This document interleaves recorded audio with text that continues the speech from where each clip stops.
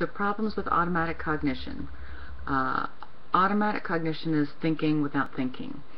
And there are some pros to it, but there are also some cons. Some of the cons are, 1, we rely on faulty expectations. And essentially that means that we rely on stereotypes because it takes less time to think. We don't have to bother to process information. We just automatically judge someone based on our faulty, stereotypical expectations. Secondly, we don't realize we're relying on these faulty, stereotypical, biased expectations. We pay attention to the information we think is important. However, there's probably a lot of information out there that we're not paying attention to that truly is important. And because we don't have a lot of time to pay attention to everything, we selectively pay attention to certain things and ignore others. So, third, we make judgments only on what we expect to see. So in this case, I'll give you an example. I was a juror on a trial.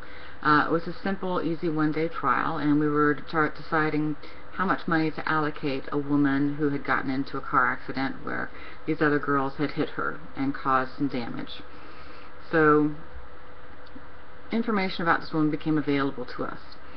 Some of the information was that she tithed to her church. She ran a volunteer basketball game for at-risk youths, did all sorts of wonderful things.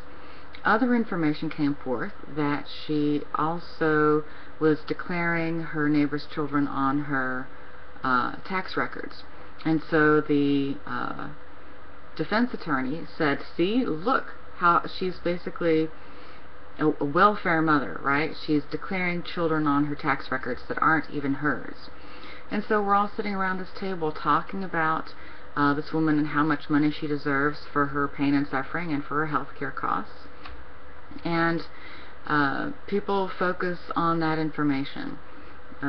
They pay attention to the things they think are consistent. African American, welfare, right? She's claiming someone else's children that aren't hers. What are they ignoring? How generous she is as well. So we kind of see what we expect to see. We also, number 3, make our decisions on small sample sizes. So I'll give you an example. In grad school in North Carolina, I was talking to another colleague in grad school, and I pulled out some Altoids, those little mints, and took one. And she looked at me and she said, oh, you like Altoids too. You know, someone else from North Carolina also likes Altoids. Is that a North Carolina thing? And I looked at her and I said, no, it just so happens that we both tend to be from North Carolina and both of us like Altoids, but I wouldn't say based on 2 people that this is everyone in North Carolina. So she was making her judgment about North Carolinians on 2 people, and that's it. Okay? So we also use case history information instead of statistical information. So this is the same thing as using anecdotal evidence instead of empirical evidence. So in this case, maybe I had a bad Ford. I didn't care for my Ford years ago. But so maybe they had problems with it and I didn't care for it. But someone else loves their Ford. Our Ford's good or our Ford's bad. We have 2 people's experiences that are right for both of them, but we want to know what's right for most people most of the time.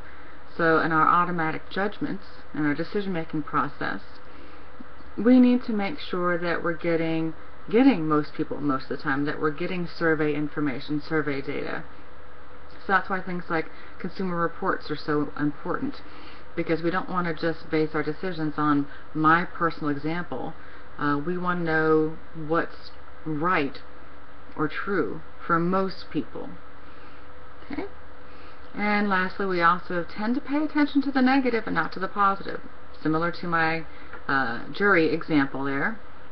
But say you're on some website that has reviews, Amazon or something like that.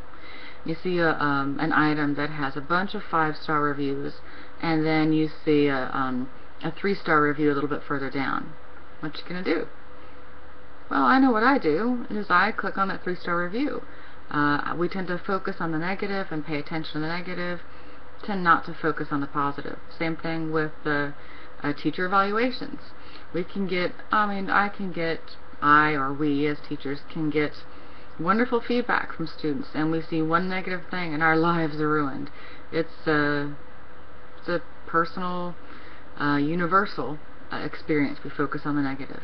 Alright, so there's some pros and there's some cons. We'll talk about some in a bit.